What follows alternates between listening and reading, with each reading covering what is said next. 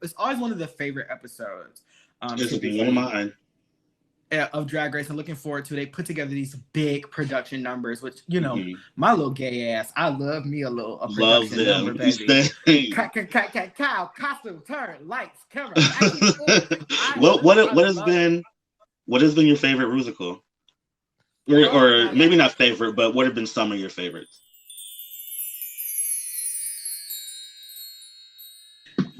Yo, hey there, everybody. Welcome back to another week of Drag from the Left, a weekly digital series where we review RuPaul's Drag Race and relevant social events from a radical leftist perspective. I am your hostess with the mostest, the very Reverend Dr. Juanita Bind'Em. And this is Avery. I don't really have a drag name this week. So I'm just going with Avery. This week, Avery's drag name is Avery with one Y. We'd like to thank you all for being back here again for our 8th week doing the damn thing. Another week of RuPaul's Drag Race. And yeah. Before we get started, how are you today? Are you doing good? I'm all right. It's busy. It's funny, I quit my job and I still feel like I'm working more. But things are going. They're cute, you know. Trying to maintain. I'll keep it that way. Okay. How are you? I'm doing pretty good. I've had a pretty decent week for the most part.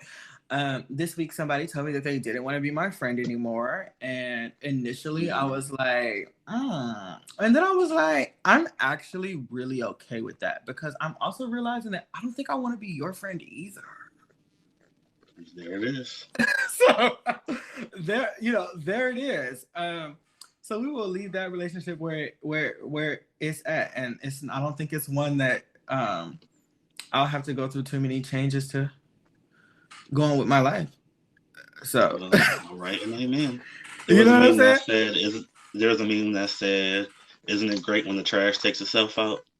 And I don't think this individual is trash. I do think I just don't think our values line up well enough, and the way that they deal with conflict and the way that I deal with conflict just don't seem to work out. But I'm okay with that. So let's get into this drag. So it is episode 8 of RuPaul's Drag Race. Last week we lost our lovely LaLaRi, and we are down to 9 queens. They are starting to boom, make their way out. Finally, it's like the 8th episode, and there's only 3 girls gone. But you know that's the theme of this season. The girls are here, and they re-enter the workroom. And yeah, how you feeling? It's funny that you talked about friends because the theme of this season so far has been like frenemies, like we cool but I also hate you, or like we're friends but I'm gonna shade you on the low. And I wrote down frenemies, and I should probably say this for the after show, but what we're actually seeing is the complexity of human beings, especially in the realm of competition, that is wholly informed by capitalism, white supremacist capitalism. So they probably really do genuinely like each other. When it comes down to the competition, then things start to unfold in a way that to the viewers comes off as like nasty or shady. But I think there are some legit frenemies in this group. Oh yeah, I definitely most certainly think there are probably some friends, because like when I like watch the other drag girls content, when I watch their YouTube shows, or I watch like Johnny McGovern or Bussy Queen or all the different shows that are on there, and you hear girls start talking about different stuff, you'd be like, oh, okay, so all of these girls are not friends. Because like Bob often says on Similar Rivalry, like, I don't know that girl. And like we all are in the same industry, in the same field, but we are not the same people. We don't do the same things, and oftentimes, quite as we're not even in the same space. So right, and that's different, because I think I remember the episode you referencing when Monet was saying like sisters, sisters, and like the fandom even refers to them as like all the drag girls are sisters. And like Bob was like, no shit, like I have my season 8 sisters, but a lot of these girls from like season 11, 12, I don't really know them like that. So I think it was when, no, I know for sure, is when Bob was hosting the pit stop for season 12 and for All Stars 5. And specifically, you know, he wasn't really feeling Blair St. Clair on All Stars 5. And everyone's like, how are you going to do your Drag Race sister like that? He was like, all right, let's be clear. We are a part of the same fraternity or sorority because we're both Rue girls, but I don't know her. Like, I don't know her personally. And that is not my sister. That is not my sister. She even said, Monet, you are not, I'm not going to say you're related to me because you're not related to me. Yeah. But like, I think it's different when you're talking about girls on the same season because they actually know each other. And like they are purporting themselves to be friends and be supporters of each other, but then on the sly, when we it was mainly when we get into the crux of the competition, was when you see that other side come out, right? So, well, it's interesting. It is interesting, and like I'm really enjoying this, and I'm thinking like if you were a competitor, Avery with one Y, would it be RuPaul's Best Friends race for you, or would it be like I'm in here, I'm my eyes on the prize, I'm leaving with the coin, and all you bitches can die? It would be a mix of both, which is why I'm saying it's the complexity of human nature, especially in regards to competition.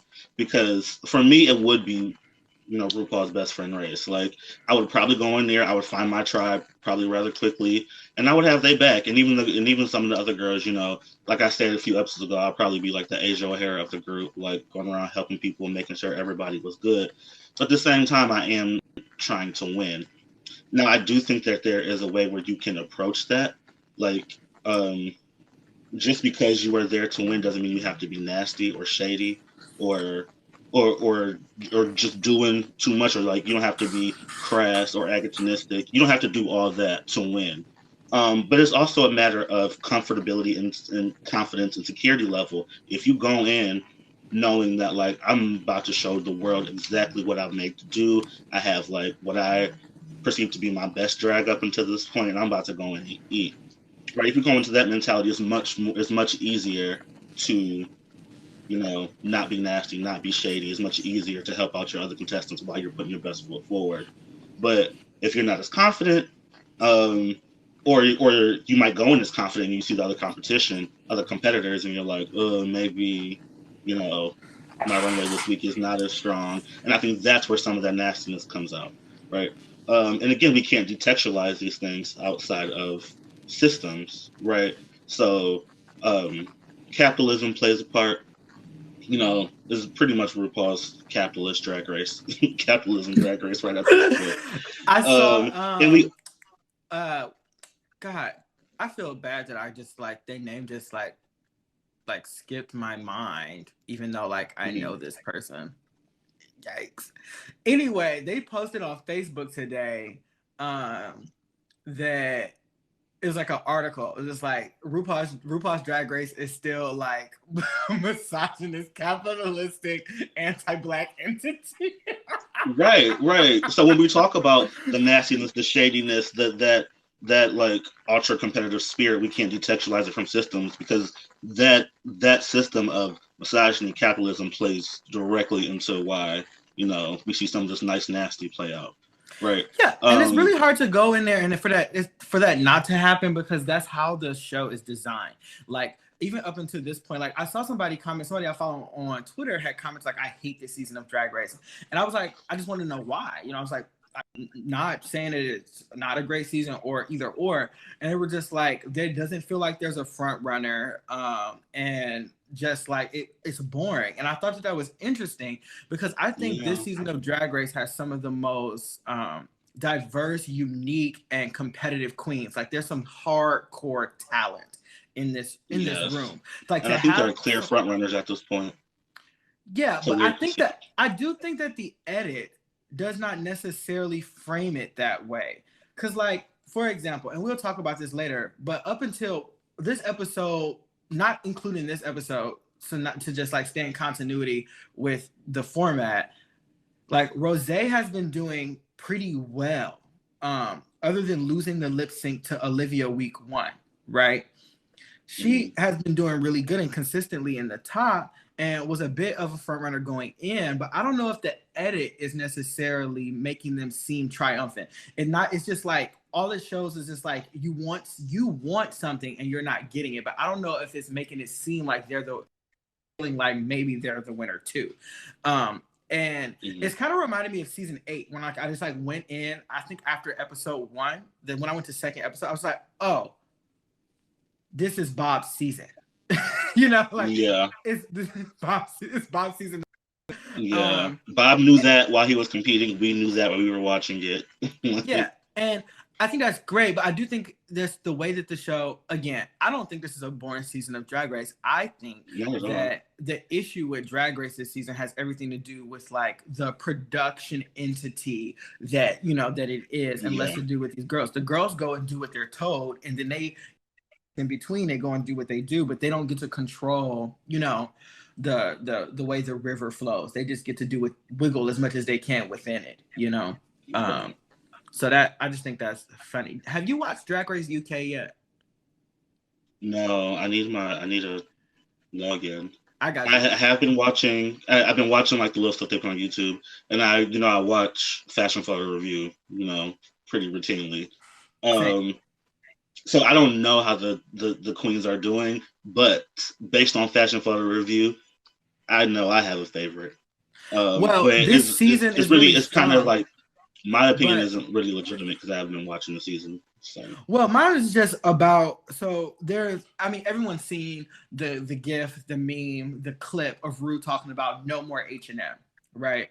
And just because like you're talking about like the show as like a capitalistic entity, so Drag Race UK is unique in the sense that it has started production and then stopped, right? They were recording, the world got shut down, everybody got sent home, and then months have passed, and then all the girls come back and start competing again, right? They go, it's like this week, Rue goes and says, all right, y'all, we'll see y'all in 3 months and we'll get back started. And that's pretty much what happened.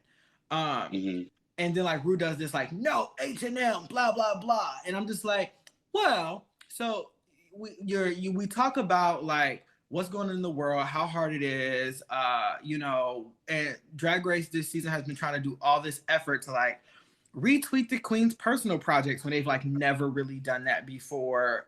You know what I mean? Trying to like make it seem like they're aware and understanding of what's going on, but then they're like rag on somebody for like wearing an H&M dress. It's like, well, rather it's cuter. Does it really matter? Because like season 2 of this show, these girls is coming in wet seal. Like I'm just confused that the standard is expected for them to still, you know what I'm saying, do this level of it. And I know like they just did, Bob and Monet just did like a little short clip on their Patreon about the economics of drag and just like what it really costs to be able to go onto the show and do what Monet says she spent somewhere like $6,000 or $7,000 for her actual season, and she's like, you see how that turned out for me.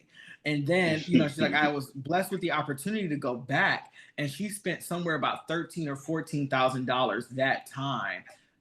And on top of a designer of whose name she did not mention, of who I think I may know who it is, but I'm not 100% sure. I got to go back and look through the looks. But gifted her, like was like, yo, I'm gonna make you these looks. You getting ready? I'll see you later. You know what I'm saying? Just like you go fuck it up, and people go want to buy my shit. So I'm cool with you. Just like I'm gonna make you dresses and go.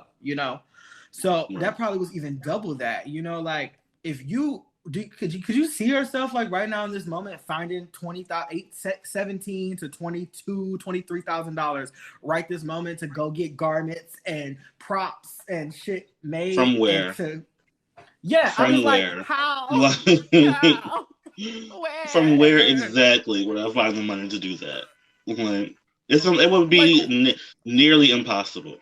Like, and then you have to find a designer that will design for you, because some of these girls, like if you go in their page, like there's this one designer who I would love an outfit from, and I ain't saying no names, but I've done the commission on their website. I've like filled out the form, blah blah blah blah blah, and they never message me back. you know, like ever. Right. Because I'm certain they go on my Instagram. They're like, oh, okay, you got like 15, you got like, you know, like 1,000 or so followers, blah, blah. I ain't making no dress for you. But I mean, I have my $850 to spend, my $1,000 to spend like everybody else. You know, I don't put it aside because I really want this look from, you know what I'm saying? Like, okay, you know, but they're only making for the girls that they, you know, want to do it from, which again it impedes. Yeah, and that's a bigger conversation. Yeah, it's a bigger conversation about desirability and fellowship and all that stuff that we probably don't have time to get into right now. No, because I really still, I think we'll still do an episode on that. But it's kind of feeling to me though, like this week that like call in, call out and Drag from the Left are all kind of blurring together. So you know, I'm cool with going with the flow and doing what it do. You know what I'm saying? Okay, so back at it, going into the workroom, Rue comes in looking cute like they normally do, blase, blase, blah. But they have a video message this week from Anne Hathaway. How do you, well, actually, pause before we talk about Anne Hathaway, because it will make more sense. It's always weird to me when there's no mini challenge, like no, like. I prefer it with no mini challenge, actually. You do? I just feel like it gives I do. me I can take or leave, but I can ultimately leave the mini challenges. Like, let's get right into the maxi challenge, or give us more time with the queens like they did this week. Like, well, yeah. So you get a lot to hear. You get a lot of jabberjaws going on. But so this week the maxi challenge is the social media, the unverified Rusical. It is Rusical week. The girls are going to record a lot, you know, their own vocal. They're going to lip sync to their own vocal. And then they're going to do choreography and the full shebang. Rusical is always it's always one of the favorite episodes. This will be one of mine. Of Drag Race, and looking forward to. They put together these big production numbers, which, you know, my little gay ass, I love me a production number, baby. Cow, costume, turn, lights, camera. What has been your favorite Rusical? Or maybe not favorite, but what have been some of your favorites? Okay, so some of my favorite Rusicals. So I like. I like the Kim Kardashian one. I like the Kim Kardashian one from season 9. I hate the Kardashians, but that Rusical was good. The lyrics were good. The singing were good. The choreography was good. The queens were good. Everything about that was good. The background singers, because they did not record their own vocal. Whoever was doing, you already knew. I was like, bitch. And the whole drama of who wanted to be Black China was just... Of course, just adds to the epicness of that Rusical, for sure. But I wanted to be Black China. But and it's still a running joke. Shea Coulee fucking slayed Black China. 8. Anytime there's a montage or like a compilation of best Drag Race moments, Shea Coulee as Black China is always in the number. Black China in the house. She even did the fucking dimple piercings. She even did the fucking dimple. I was like, you know what, girl? Go off, sis. You know what the best part about that look was?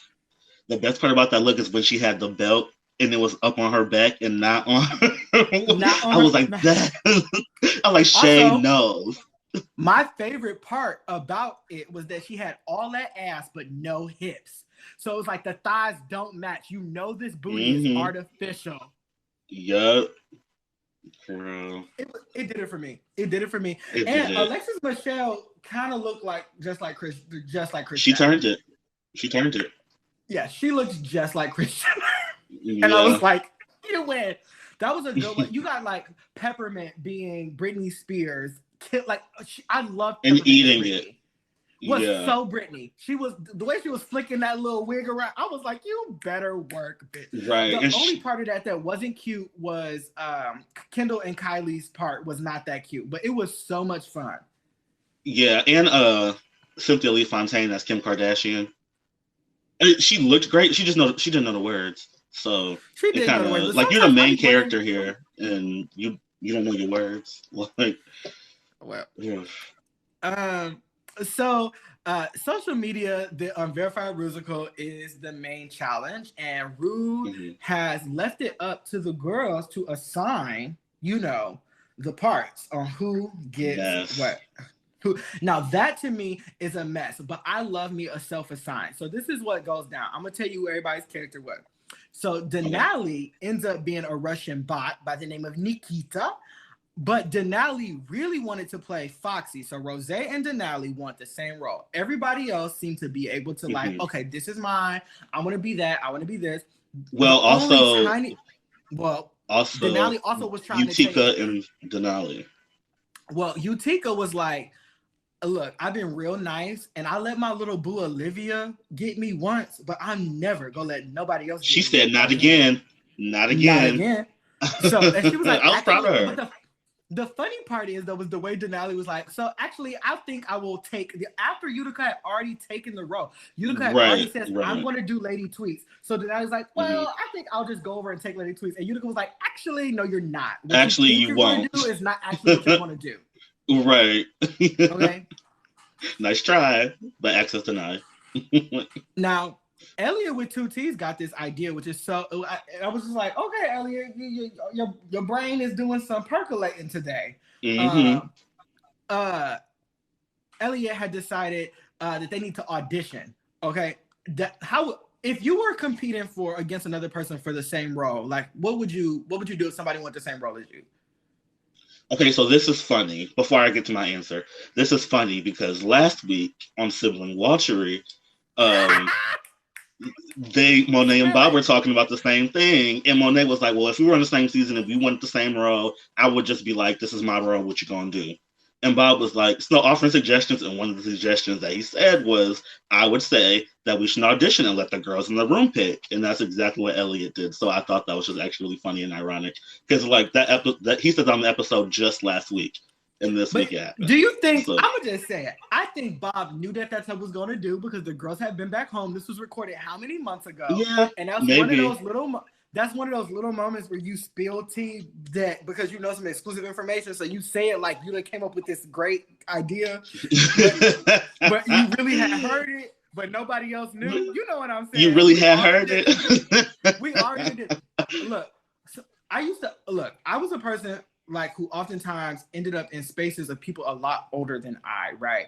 And I tell you, I can take maybe 6 or 7 facts on a topic that I done found out on the computer and spit it to you like I am the inventor of the idea, okay?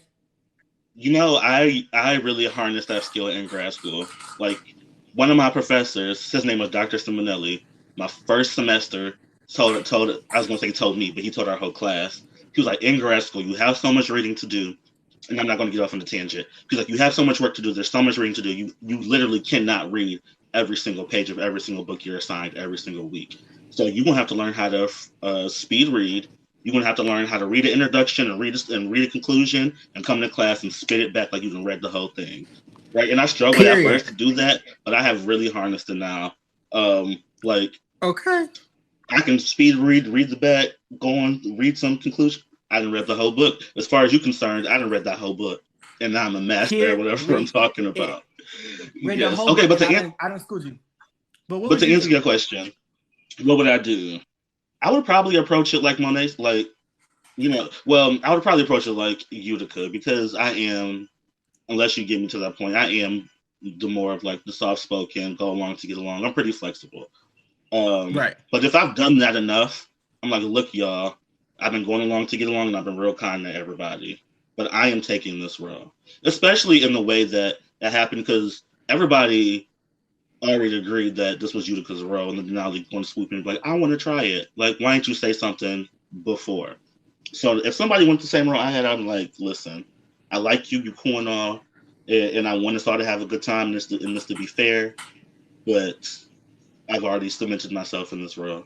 So yeah, I mean, I have been deciding how I would show up to Drag Race. So in my mind, I decided if I'm going to go in there and I'm going to play, because I'm told I could convincingly, for people that don't know me, probably play the Queen Next Door, the Olivia route and be really nice and just kind of vulgarly funny too.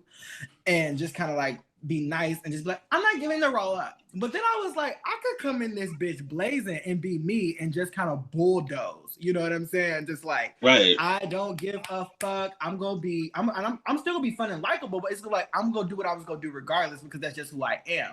So I was deciding what is the better route to go. And ultimately, though, if somebody was really trying to take my role, the other me would have probably just came up out, and I would have been like, no, boo boo. That's not what we're doing today. Like you, and it would have been so funny too because it would have been so funny too. I would have been like, it's so funny how Denali's over there reading the lines for that character because like when we go into rehearsal and Jamal called the character up on stage, I'm gonna be the one. I'm getting up. I'm getting up. Okay. So I would probably because Denali was sitting one queen over from Miss Utica, and I just saw Denali revving up to get my role, and I just would have politely reached my hand over, slapped it on the thigh, and been like, "Girl, you know I love you, and you're a good drag queen. But what's not going to happen is you're not going to take this role from me. I'm so sorry, sis. like next time." I would have been like, "Sorry to this man." Okay. Love you down. It's just not happening. This man. Shut up. Okay. Hey everybody, let's just take a quick break. We'll be right back in a moment.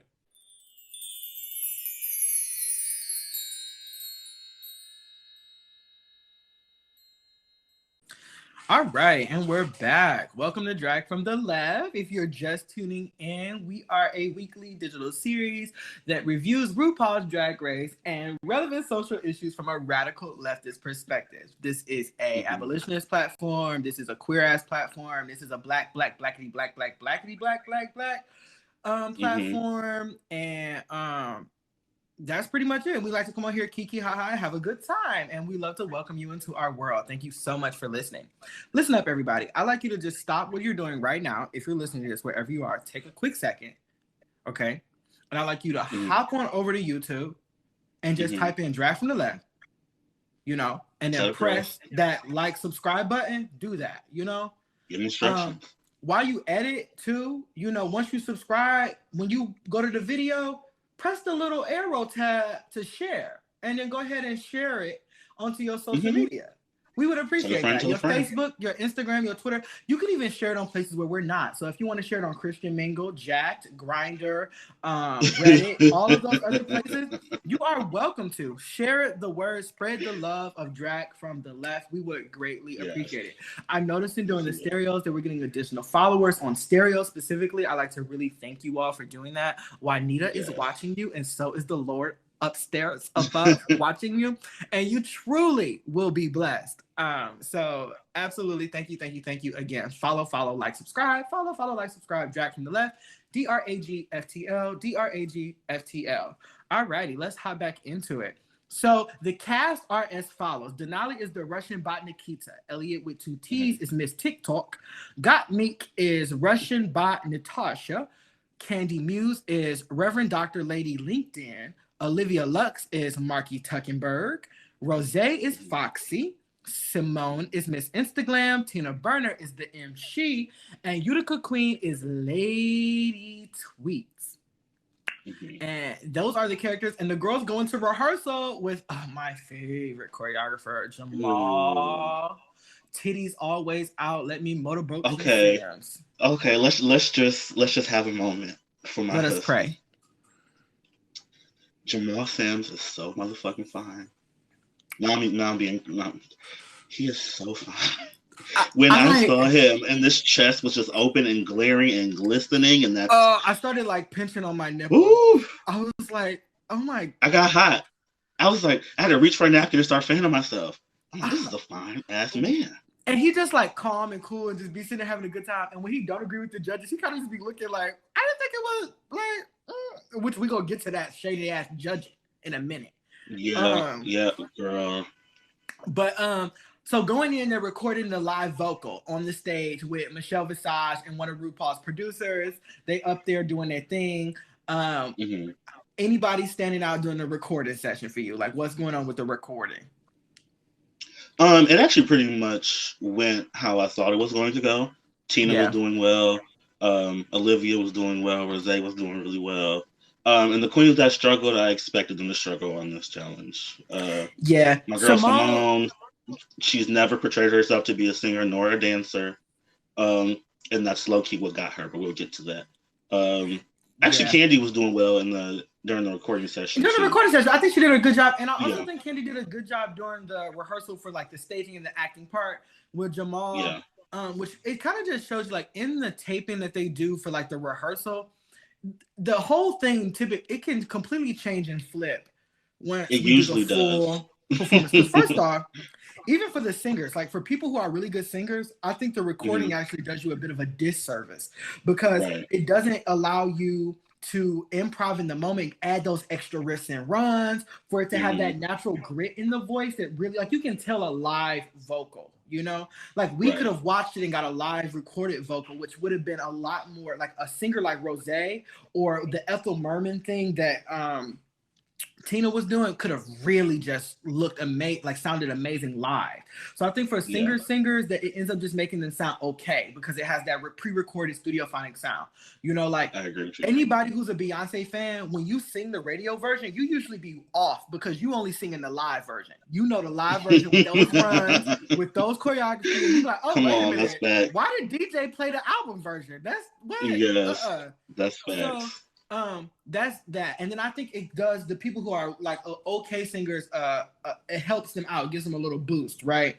So it's really ends up being it's really the art of the lip sync and acting. You know what I'm saying? It really becomes an acting challenge, really. And you have to encompass, you know, the whole thing because you got somebody that looks like they on the struggle bus, like excuse me, where it's not doing very well, like Simone or Candy doing really good, and when we go on the stage later, you know, people's opinions about it kind of start to shift a bit, you know. I will say this: it's always different when it's a musical versus the like let's make a verse remix a song thing. But to me, that's very similar. And Simone was able to do my name Simone and was like giving me the attitude and the thing. I think ultimately. Which we got from I know we didn't spend a lot of time on it, but there was a special guest this week, and it was Anne Hathaway. And Anne Hathaway gave the girls like legit, you know, cute, funny advice. She gave them really great advice. But it was real advice. And it was like, when you can't sing, what do? You give it a character and you just go for it. You know what I'm saying? Like, it's the same thing with the accent. Okay, we know going into this is not American Idol. So we're knowing that you do not have to be a superb vocalist to do well here. You know, in fact, the majority of the winners of RuPaul's Drag Race, if not all of them, none of them really have a tour de force level of vocals, even though there were people on their seasons who did, you know. So we know you don't need that. What you need to be able to do is sell it and to make those moments that the judges always liked about you before to really make them shine, you know. But it's really easy to get caught up in your head. Yeah, and thank you. That's exactly where I was going. That's the thing about Simone. We know she's a perfectionist. And the thing about perfectionists and really type A people is that that's usually to their detriment, right? It has to be right. Or the thing about perfectionists that I have noticed, they don't like doing things that they're not good at or where they don't believe that they're good at. And when they have to do something that they think they're not good at, it's just like they enter with a defeatist attitude. It's like the complete antithesis of their normal behavior. And I think that's what we saw with Simone. Like, as soon as she stepped up to the booth or to the mic, the body language, everything. It was defeatist from the moment she started. Because she was just like, I can't do this. I'm not good at it. So it's almost like, why even try? And I connect to that in the moment. But that's what got her. And what you said earlier, like, essentially it turns into an acting challenge. That is her strength. Like, acting is one of her big strengths when it comes to her drag and her person. But she didn't approach it from that angle. So and we saw how that turned out. You have to go in with a strategic mindset the entire time.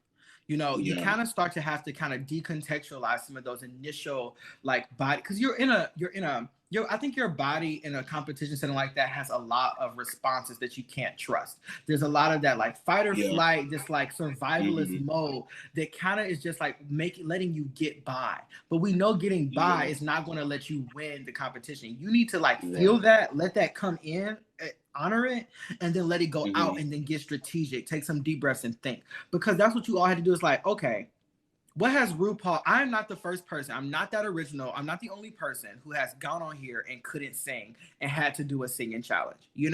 What do Right. I do? First off, you go to those things that you are good at. What is your thing? How do you add your thing to this? Hmm. Period.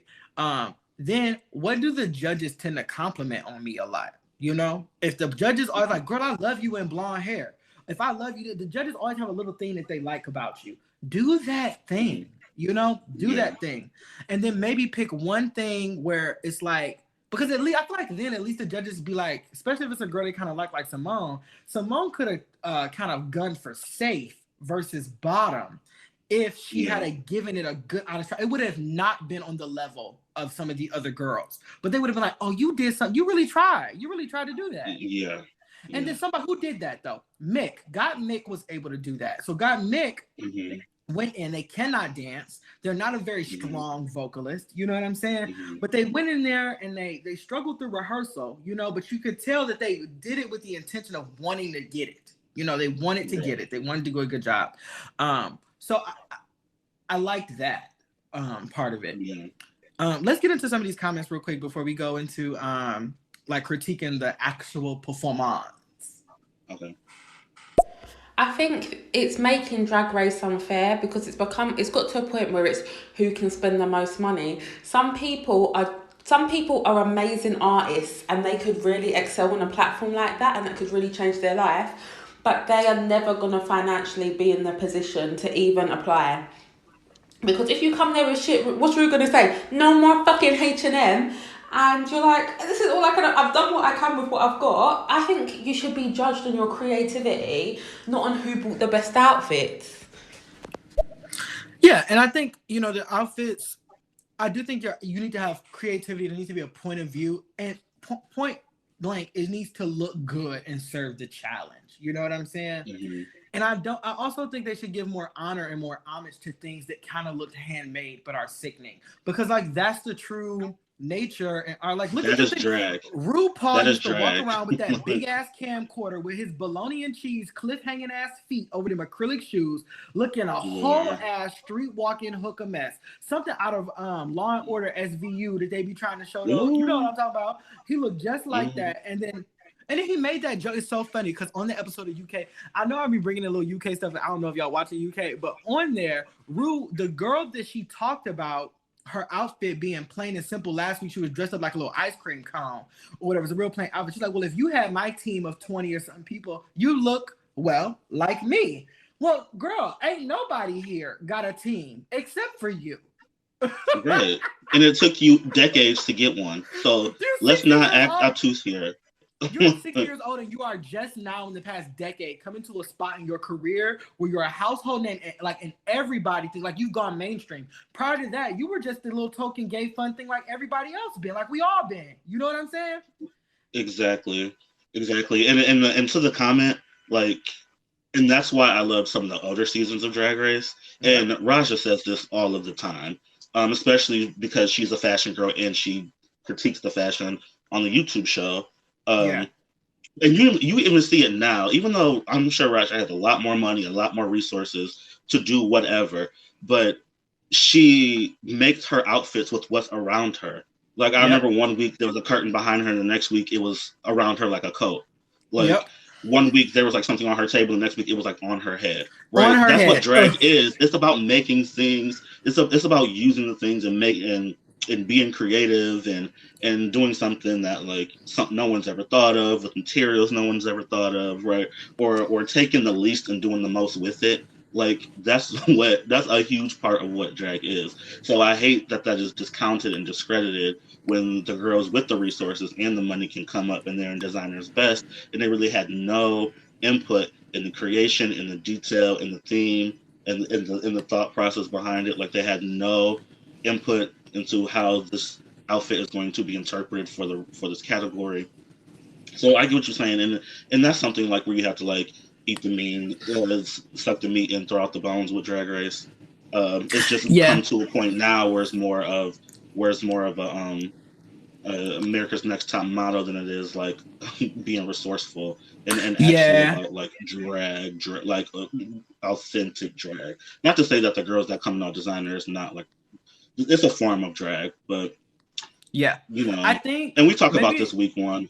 So. Yeah, I think we might need to do an episode where we kind of like talk about like the rules and the formatting from like a politic of desirability, and I think that may give the listeners as well as us an opportunity to kind of like contextualize it a little different, you know?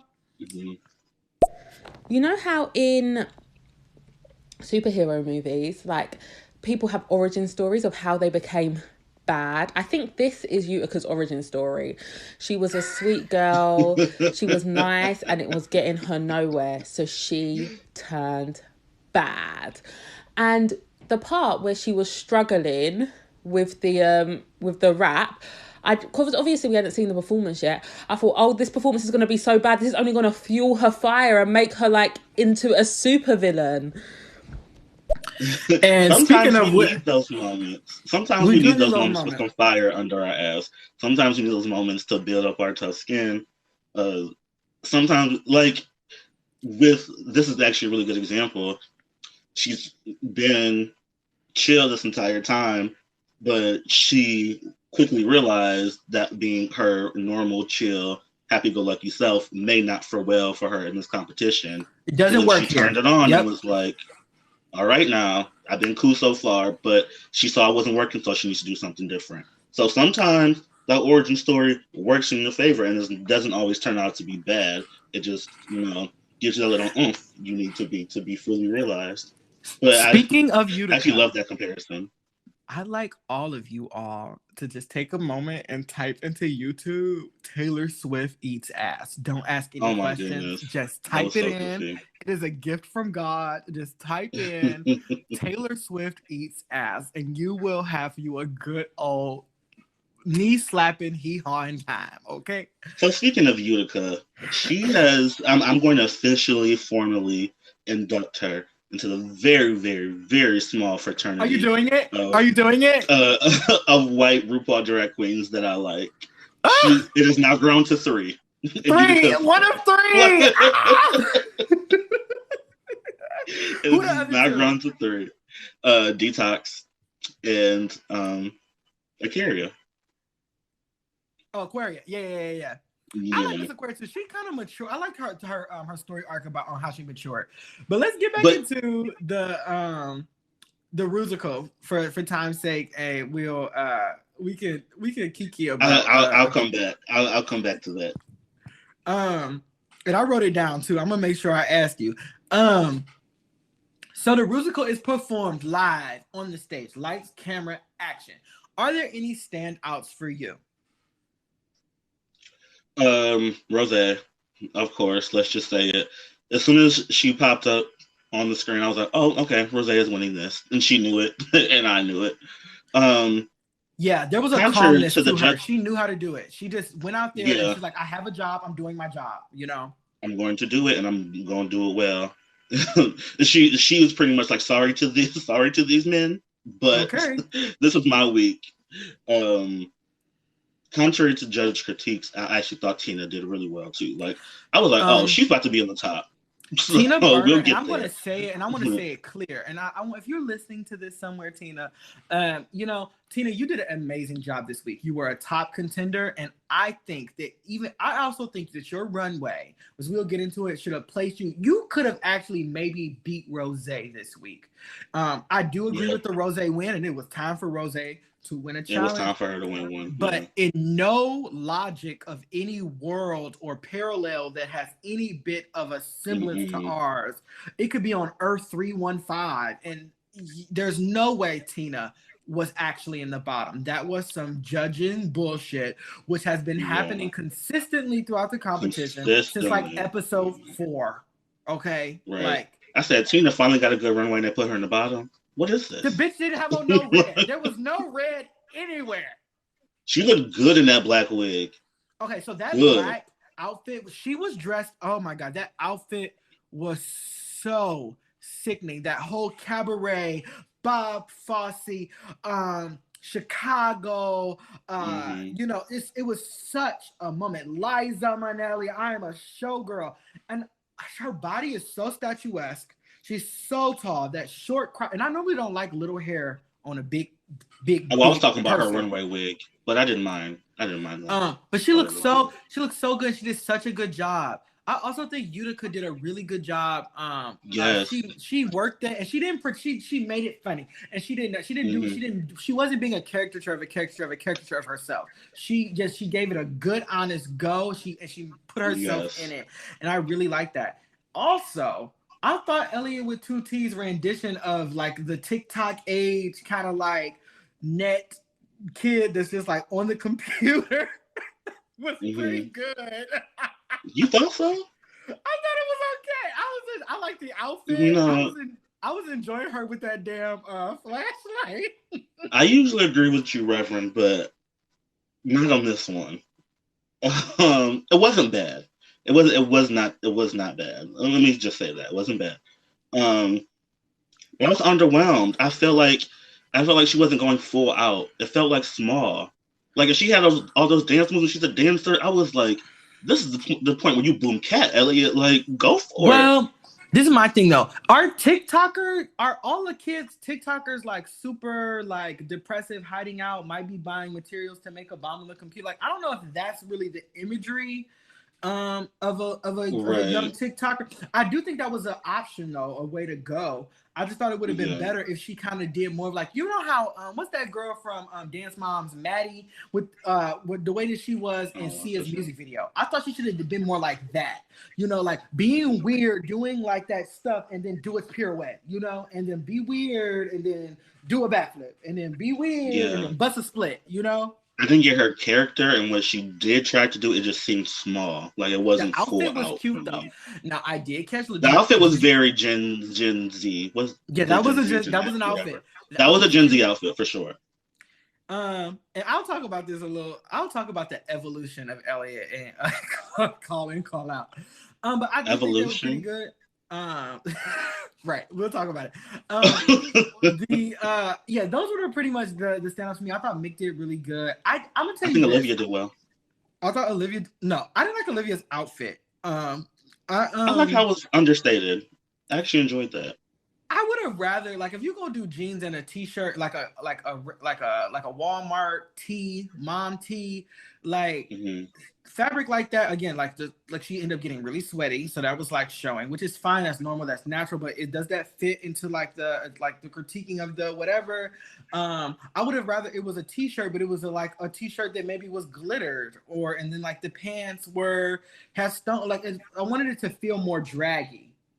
Yeah, I have a question though, because, and this is a question I've always had for these musicals, and it may be different from season to season. Do they get to bring their own? Are they dressing themselves for the musicals, or is there something laid out for that character already? Because so it depends on the show. So the season 11 when they did the school thing with like Donald Trump and stuff.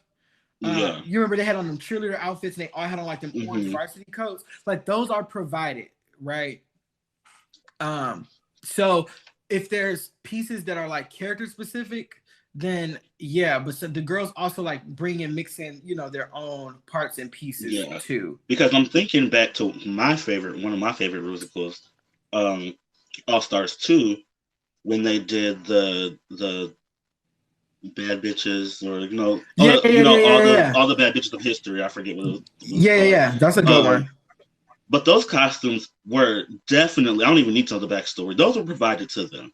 Like, there's no way you could have brought that character specific outfit with you, right? Those were given to you. Those wigs were given. Those were provided for you for the specific challenge. And sometimes they say it. They'd be like. Sometimes they say it. They'll be like, for this challenge, we have wigs and blah, blah, blah, brought by. I will look back and do some digging and find out a short answer, and we can talk about it next week. So the challenge has happened. Some girls do good, some girls do bad. Blase, blase, blah. Our top queens are this week. The top queens are I'm gonna do Rose. runways first. Why am I so out of order, y'all? Oh my god. Oh god. So welcome to the runway of RuPaul's Drag Race. The category is Yellow Gorgeous. I love this theme. Super cute. Yes. And first up to the runway, we have Miss Tina Burner, Saint or Sinner? Saint. Finally. Saint. You get Tina Saint. She looked good. She looked good in that black hair, and makeup was stunning. The outfit was good. She didn't look sick. There was no reveal. Weird. There was no reveal, thankfully. She looked good. No, nothing bad to say about this at all. No. Well, my only thing is I do like the shoe. I get the taxi, but I thought it would have looked cool with just a basic black shoe. And she, in her photo shoot, she actually had on a basic black shoe versus the black and white penguin shoe that she had on. Cute though. Up next, Miss Olivia Lux, Saint or Sinner? Saint. Oh, so really cute. Good Saint. She looks so good. Ooh, she looked. I remember when she came out, I was like, "Ooh, she looked." Well, sometimes she be looking like Rue. She be coming out with these real Rue-like. And I love the more traditional hair. That is traditional drag hair. That is pageant. That is high drag. Okay. Yes, and actually the details in that gown too. Even like notwithstanding all the ostrich and the hair, the details of that gown were just so pretty. But is it looked good against her skin? But is it ostrich? Was it ostrich? I was assuming that. Is it ostrich? But is it ostrich? It's ostrich. Okay, it's ostrich.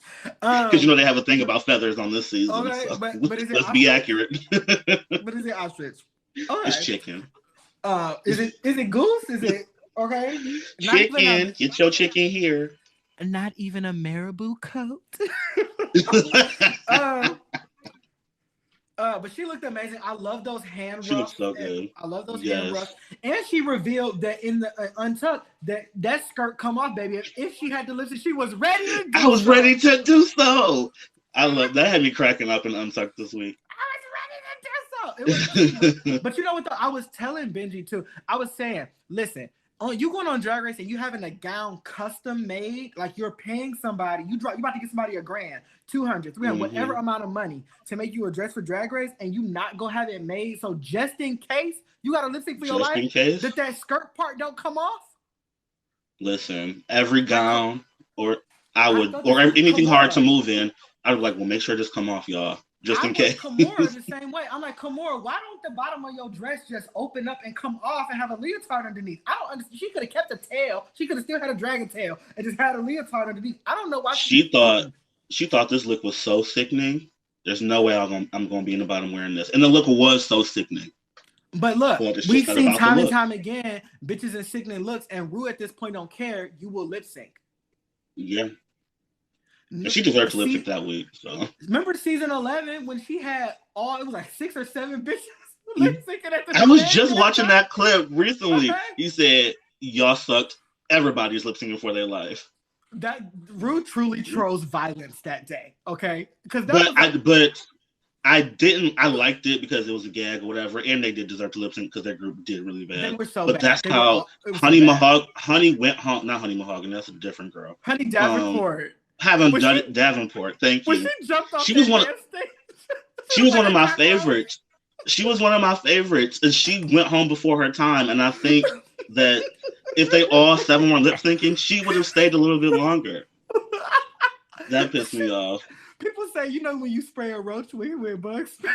Stop it! Don't do my girl. Oh, she a cute boy. I was about to say, honey, if you are listening to this for whatever reason, call me. Trekking along. We have Miss Simone, who they also keep calling Miss Simone, which maybe just like call her by her name, but whatever.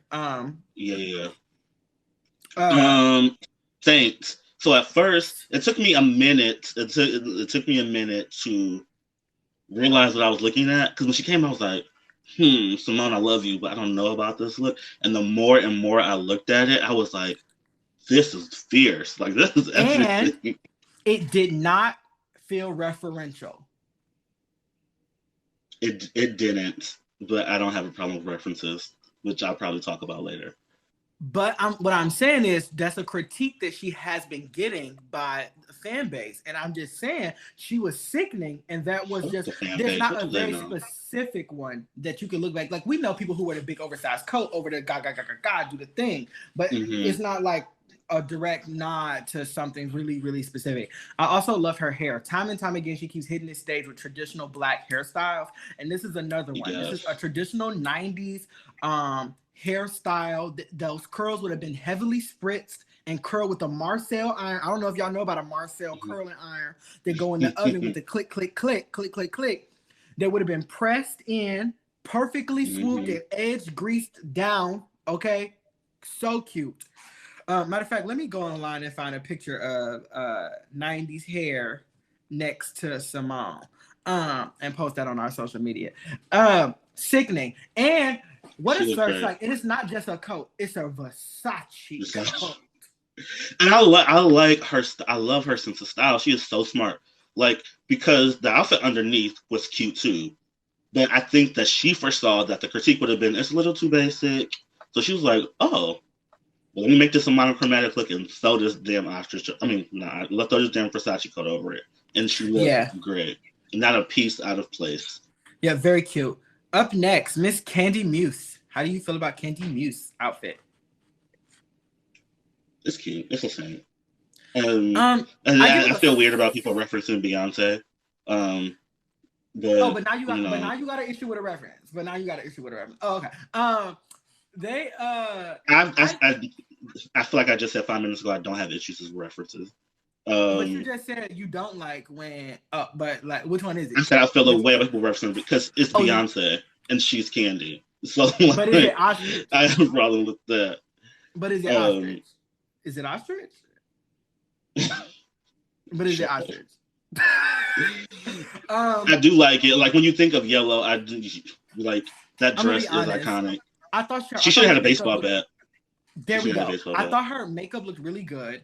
I am not a fan of drag queens and really flat hair, even if it's going to be a straight hairstyle. She could have did that same Beyonce like leisure wave and had it more puffed. You know what I'm saying? So it had more volume. And those flowers to me didn't have enough value either. The flowers seemed really flat. I wanted a more voluptuous flower. And maybe if the flowers weren't all exactly identical, like if they were varied in size, would have been better for me. Also, where's the baseball bat? How did you go somewhere without hot sauce? I don't know how you would do a Beyonce reference look of a Roberto Cavalli video.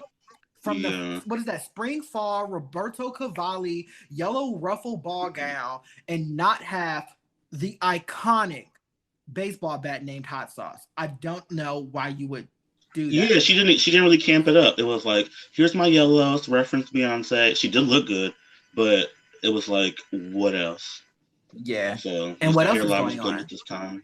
Yeah. And what else is going on? Well, her lace, all the girls been working on that lace, baby, because who child that lace? It's them cameras is not nice, and that lighting and them cameras is just okay. Drag is meant to be admired from a distance, okay, and they be all up in those bitches' faces, okay. No, we have never seen lace this bad like we have on this season, child. This is the worst season of lace I have ever seen, though. Like the lace is just like drag queens, but they struggle with the lace. Elliot with 2 T's. I mean 3 K's. I mean 2 T's. Purgatory once again. It's hard to critique Elliot's looks because they're so simple.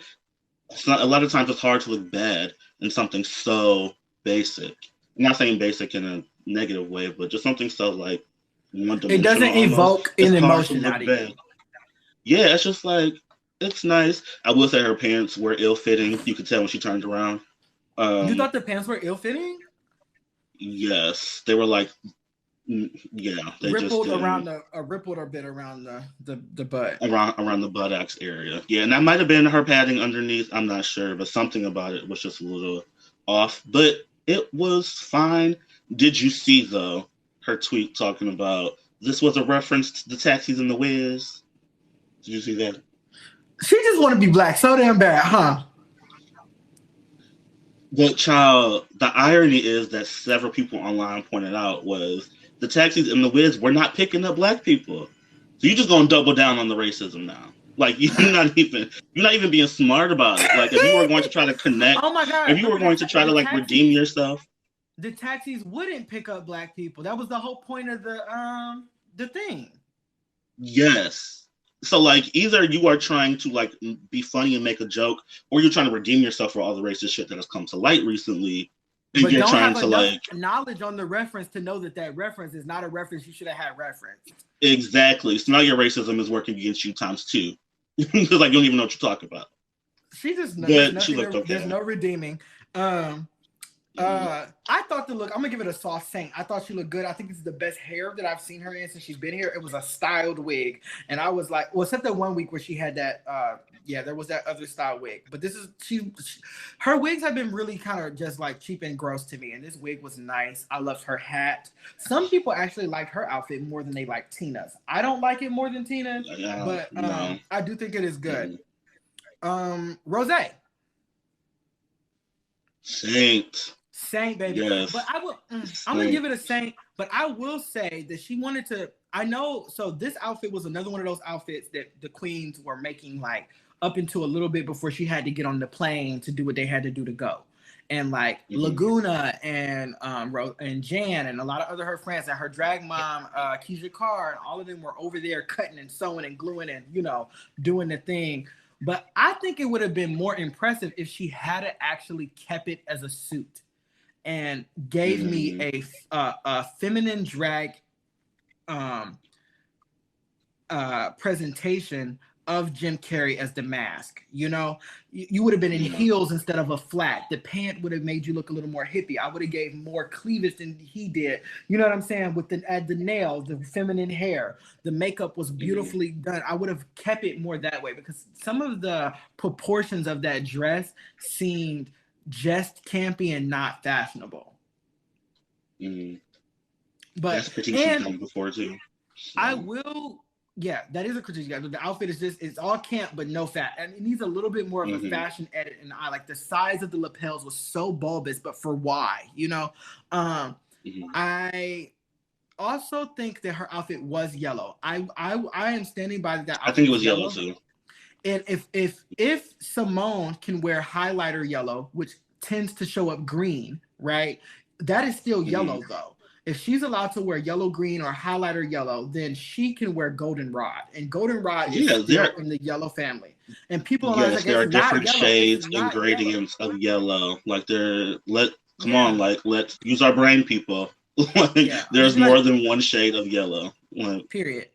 But I give it a Saint. Denali, rot in hell, burn, set on fire. You are chained, shackled. Okay. I don't feel as strongly about this as you. I put it in purgatory once again. No, we are canceling purgatory. Purgatory is full. There is no more room there. This purgatory is never full. This outfit is ugly. First off, if you was gonna be Britney, bitch, if you wanted to be Britney, why didn't you come out in a look that had everything to do with the yellow snake? I would have come out in more. If I was going to be Britney, if you were going to do a Britney take on it, she could have she could have actually done a recreation of the Britney look and had the oversized snake cover her. Or she could have just had the snake. It could have been a nude illusion bodysuit with this big, beautiful Burmese albino python, you know what I'm saying? Wrapped around her. That headdress was a mess, and I'm really surprised because this outfit was made by Joshua Pointe, and they are a really, really, really talented fashion designer. They did Jada's finale look, the orange one that went up like that with the crown. Yeah. He's done Miss Universe. He's done Miss Puerto Rico for Miss Universe twice, and they've been absolutely sickening, stunning looks. He's done a lot of work for Shea Coulee. Her grand, you remember her? Have you seen her Grinch look from the drag holiday special that they did, the live movie? He made that look. It is so sickening. So again, and he made a lot of Denali's looks this season. He did her spider look. He did her the black dress, her promo look with the black dress and the colorful flowers all over it, and then the skater one that had the weird bug shape thingies on it. It goes to show that the designer can make a quality garment, but if the design does not have the taste that you look, you know what I'm saying? It's just like you know how it could be 10 girls who get their hair done by the same bitch, and some of those girls leave with their hair looking popped, and some of those girls leave with their hair looking not so popped. Mm-hmm. And I just want to know why Denali's is not popped. It's not popped. Absolutely not. Speaking of pop, I had this pimple on my. I'll tell you later. Oh, God. I can only imagine what this pimple was. Girl. Thank you, Denali, for sucking yet again. I hate this outfit. And I just hate it. I hate it so much. It's so ugly. And why won't she wear a corset? Where does these queens not wearing corsets anymore? Like, where's the fucking... You can be as big as you want, okay? But in drag, it's part of the thing. You need to be cinched. Yeah. Got Meek. I actually think a corset might have saved this look. She would have given a little bit more body. It would have given it more like boom. I can't remember what Got Meek wore. Oh, the yellow thing. That outfit was hot. The latex stop. Yeah. That was... She looked like somewhere... what I said was she looked like one of the monsters in Power Rangers. So it's like if Elsa, she looked like one of the Power Rangers monsters. So it's like the taxi cab got transformed into the monster this week. You know how every week is different. Yeah. The car was transformed into the monster with the little things coming out her head, but the look was absurd. Yeah. And the fact that it was all latex and the shoe, and I like the way that she does her. I like the way that that her booty looks in drag. It's kind of like it's not a really fat booty. It's more like one of those more like a flatter, wider booty. Like I know girls with that booty. You know what I'm saying? Like I like that booty. And it was cute. Bam. Oh, and Miss Utica. I'm in out of order. How did you feel about Utica's outfit? Saint. I loved it. Like I had to sit up and look close at it because I was like, first I was like, what is going on here? So then I sat up and looked closely. I was like, this is dope. It is a strong reference. It is a very strong reference. And I find it funny now that you said it because Utica, let's stop switching her name. Utica.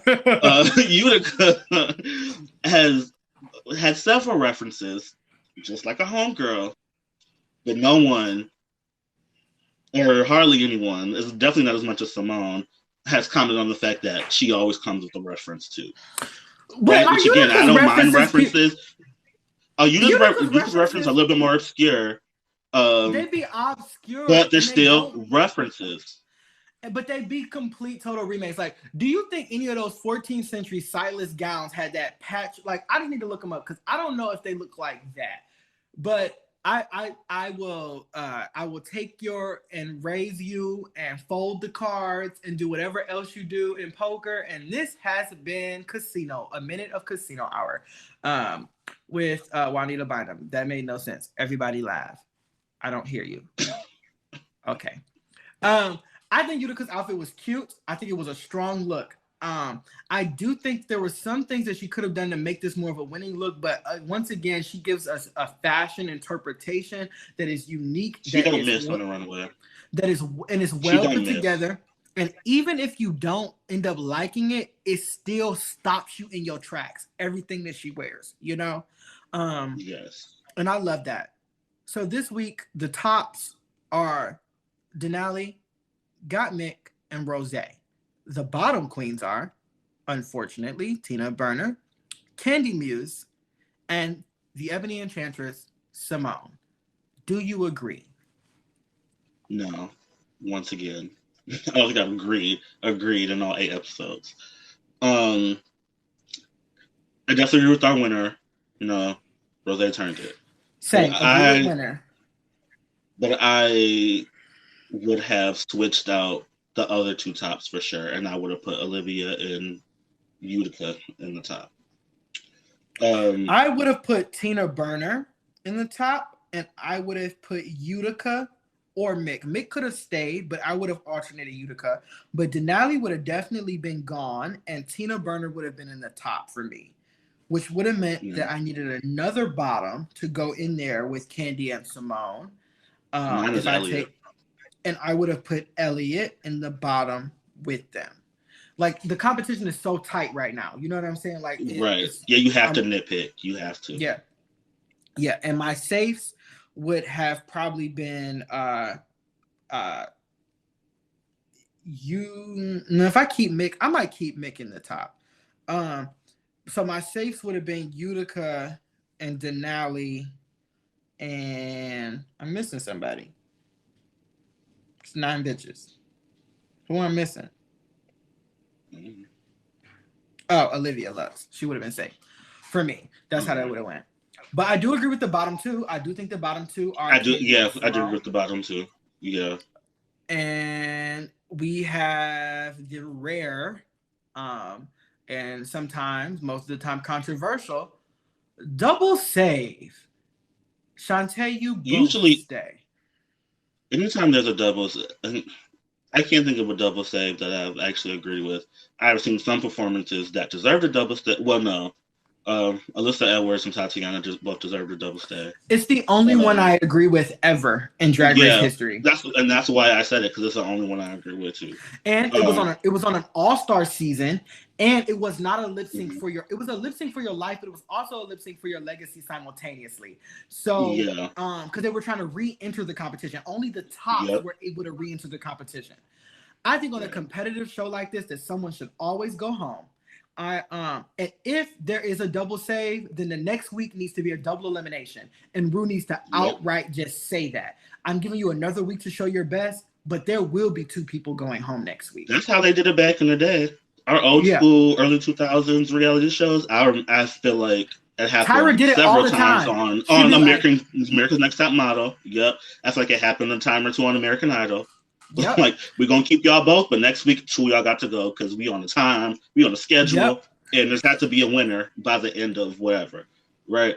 So who would have picked to win based on what we saw? For the sake of time, we are I don't know. I hate when this happens. I would just go into it. We have a long episode this week. There's a conversation I was having the other day about the sanctity of the lip sync, and rather or not the lip sync should be the lip sync, or should a cumulative competition come into play. And my belief is that the lip sync should be the lip sync.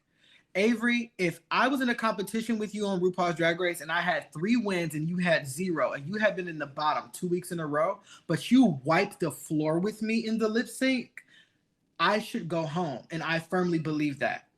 Because if the lip sync is the lip sync, like, if it's not that way, then what is the measure that Ru is using? Like, where's the fair measure of like who gets to go where? You know? So somebody gets a pass on sucking because they were good the week before, but I don't get a pass to maybe show myself to do better the next week. It doesn't go. And I think season 9 of RuPaul's Drag Race set a new precedent, because if the rule is a cumulative score and the lip sync is a added to that score is a cumulative representation, then Shea Coulee would be the winner of season 9 and not All Stars 5. But if the lip sync is the lip sync, Shea won. Not Shea. I'm sorry. Goddamn, Sasha Velour. Sasha won. Yeah. Sasha Velour won. And I think that the lip sync should be the lip sync. That's the only way that branding people as a lip sync assassin actually really works. You know what I'm saying? So unfortunately, now it's sad, right? But for me, Candy beat Simone in the lip sync for me. This is absolutely insane to me, because I've seen this online too, and I was like, "Are we watching the same show?" Because Candy was just up there sailing, in my opinion. Simone has. Wait, you think Candy won? No, I think Candy lost. I think Candy looked crazy. I think Candy looked absolutely ridiculous. I thought And that that's my thing. And I was watching it with Corn, and I was like, it's so funny because Candy has to do all this flailing and all this stuff just to be seen, and Simone literally just stands there, and she was like, "Well, you just have it." Yeah, but also just because she was running, just because hold on, let me finish my statement. Just because she was running around the stage and smacking her hands and doing all this extra, she did have good moments. Like the crybaby moment was good. I actually laughed. Like they both had really good moments. But I just think Simone had more stage presence. I think she really ate that song. Like every single word, like when we say lip sync, like every single word, she did not miss a word of that lip sync. She was funny. She was beautiful.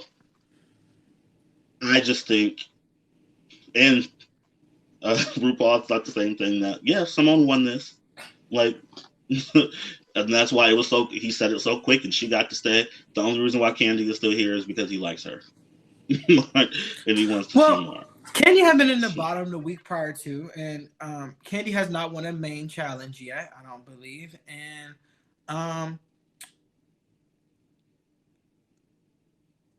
but I feel like Candy won the lip sync. I think, and I also think there's something to be said of like, I don't know if Candy did a Simone performance, people would say that she was lazy, she wasn't given enough, there was no energy. I do think Simone has a very unique point of view, and I think I enjoy her. I was going to say that Candy can't do a Simone performance. I enjoy her style and of lip syncing, but I do think that we cannot, like you said, detextualize that from the fact that Simone in drag is thin and very aesthetically pleasing and traditionally beautiful. True. And Candy's fat. Candy is fat, and she's a good lip syncer. She just lost this. She just, to me. Now the funny thing is, I don't think that she beat Tamisha. I think Tamisha won that lip sync. You know, right. I think Tamisha beat her, but I also thought Tamisha beat Simone week 1. You know, that's how I felt about it. Yeah, I don't. But it was a good lip sync for me. I thought it was too short. It was too short. It started and it was over. The musical was so long this week. I felt like it was like over 10 minutes long, which is which is not what they usually do. And the lip sync was so short. I was just like, the song just started. I thought there was at least gonna be one more verse, one more chorus. Yeah, but we have to move on. So, what would you rate the episode overall? It was like a C. It was alright. Yeah, I'll give the episode a C because the judging is whack, and I'm sick of whack. And it's been whack. It's been whack. And also, like, if the case of the matter is Candy lost the lip sync, then Candy should have went home, and that's how I feel about it. So Rose, we have Rose with a win. Fabulous. That is very exciting. So we have Rose with 1 win, Denali with 1 win. We have Simone with 2 wins and Simone with 2 wins and Olivia with 2 wins back to back. And that is the score. I'd like to thank you all for tuning in to Drag from the Left, your weekly digital series where we review RuPaul's Drag Race from a radical leftist perspective. Please follow us online on all social media platforms at Drag from the Left. That's DRAGFTL. Our podcasts are recorded live on Sundays at 6 p.m. on stereo, and the edited versions of our episode can be found everywhere podcasts are streamed now, including Apple Podcasts, as well as YouTube. Wednesday following at 12 p.m. and 5 p.m. Thank you so much. This is your hostess with the mostest, the very Reverend Dr. Juanita Bind'Em. And this is Avery. I do not have a drag name this week. Avery with 1 Y. And with that, we say bye-bye. See you next week.